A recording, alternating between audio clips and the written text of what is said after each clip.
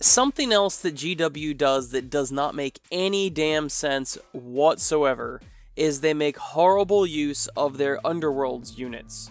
And what I mean by that is, I know Underworlds is a fairly popular skirmish game. It's kind of a board game, kind of a skirmish game, and because you play on these pre-made tiles, you don't set up terrain or anything in the conventional sense. And it's got a card mechanic and whatever. I never got into it. We've got people that play it at Shorehammer every year. But their models are really cool looking, and they start coming out with all these warbands for every one of the armies. That's really cool. And all of them are unique because they're a named person and whatnot.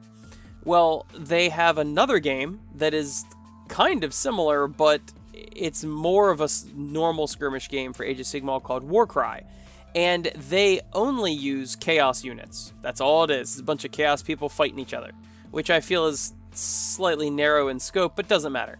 They've got really, really awesome warbands, and their warbands might be 12 people or something. It's not just 3 or 4.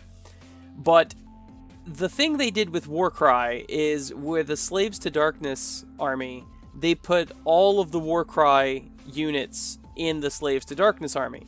And they use them as cultists, basically. And all the different cults have different specialties and different special abilities and just little tricks. None of them are fantastic. None of them are overpowered in any fashion whatsoever.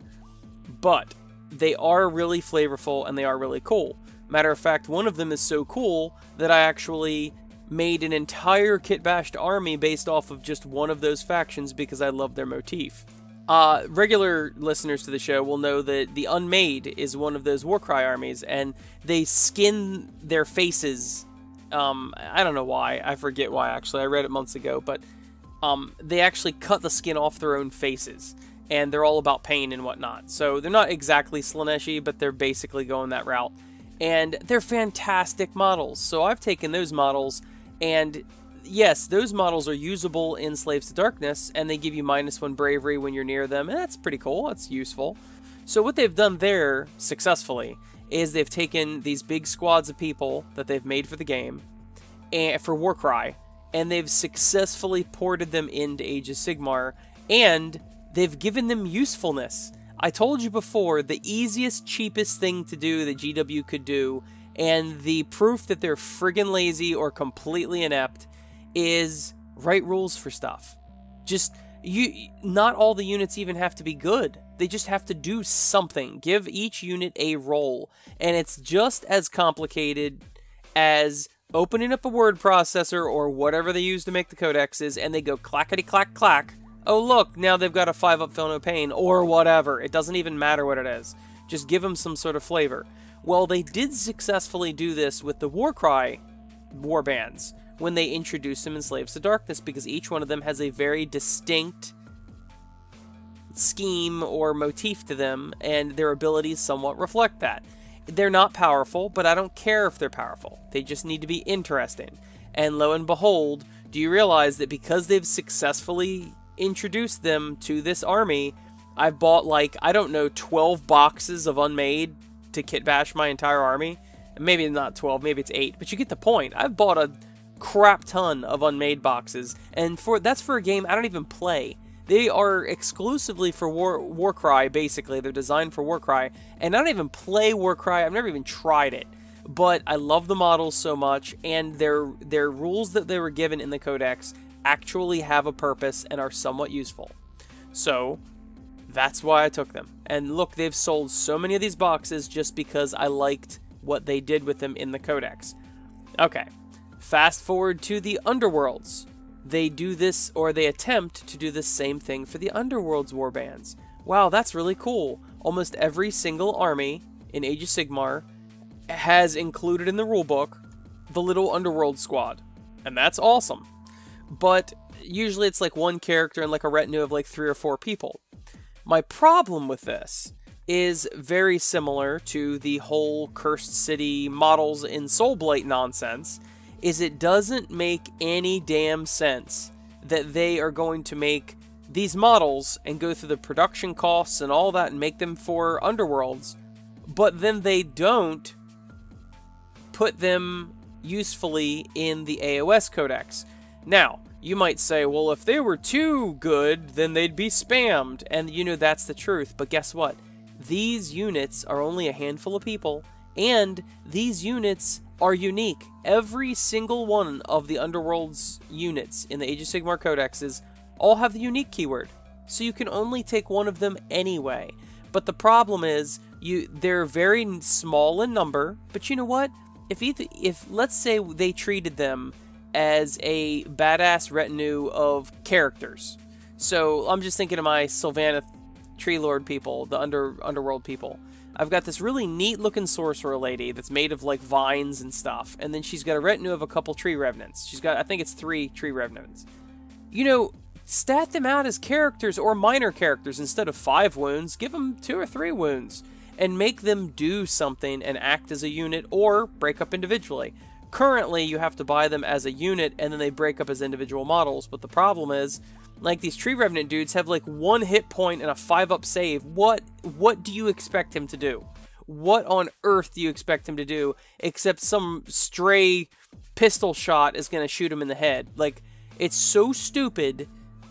The idea for a company should be that whatever you invest in, such as making all of these models and spending the time to put them in the codex, you should get the most return possible. And instead of jacking up prices, or instead of selling us 2 or 3 of the same codex in a year, maybe what you should just do is make your stuff better. In other words, no unit in Age of Sigmar or 40k should be flat out useless. And I don't see any units in either game as bad and as useless as the Underworlds units. There's absolutely no reason to take them. Sure, the character has a neat little spell sometimes, which is going back to what I originally said about the spells and the mortal wounds and how lame they are. Most of them are like, oh, pick a unit and they take D3 mortal wounds. Okay, whatever. Like, sure, it's a psychic power, I get it. But even the character that leads these retinues is like 3 wounds or something. They're not durable in any way, and they have no damage output. There's one guy with a bow in the Tree Revenants, right? And because there's usually always like 1 ranged person. And the dude with the bow is like 1 shot, 4s and 5s, or something stupid. It's like, that doesn't even make any sense. Why would I ever spend 200 points on these 4 or 5 models, and they all have like 5-up saves, and they're just garbage?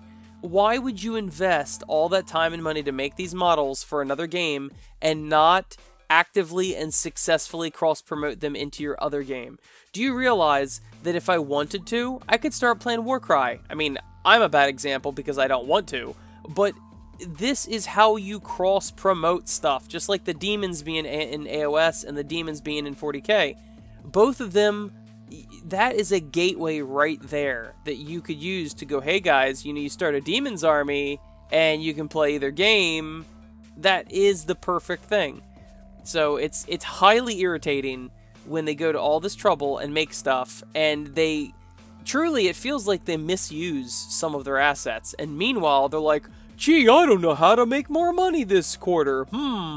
Let's pump out 4 Lumineth Realm Lord codexes in 1 year. I mean, that's basically, it seems so stupid. And maybe it's the left hand not knowing what the right hand's doing, or maybe there's some other reason I have not come up with, but it personally makes no sense to me that you have these models, and it's a gateway to trying another one of your games, and you give the player absolutely no reason to buy them. They should be, and like I said, you can't even spam them. They're unique units, so be it. Make all of them unique units like they are, and break them up or make them 1 squad. I don't care what you do with them, but whatever you do, make them good. If you break them up, hey, I got 1 tree. Think about this. This would make so much more sense. Even if you're going to break them up, I got a Tree Revenant. He's 1 hit point, right? And he's a 5-up save.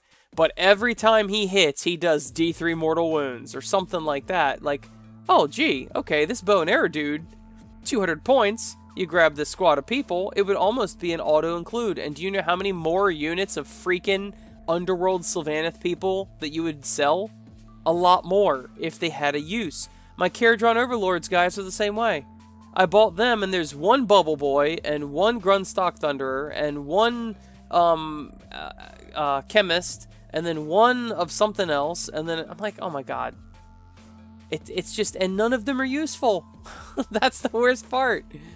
And they insist on breaking them up. But like I said, breaking them up is not a deal breaker because you could make them really awesome, you know? Make them tiny baby distraction carnifexes where, dude, that guy with the bow, he's easy to kill, but we better go after him because he's doing, I don't know, D3 mortal wounds to us each turn from that bow, and it's getting really annoying. So you need to focus some fire on that one model to kill him, you know, or whatever. There's absolutely no reason that I can think of why they would not capitalize on the models they already have made for another game.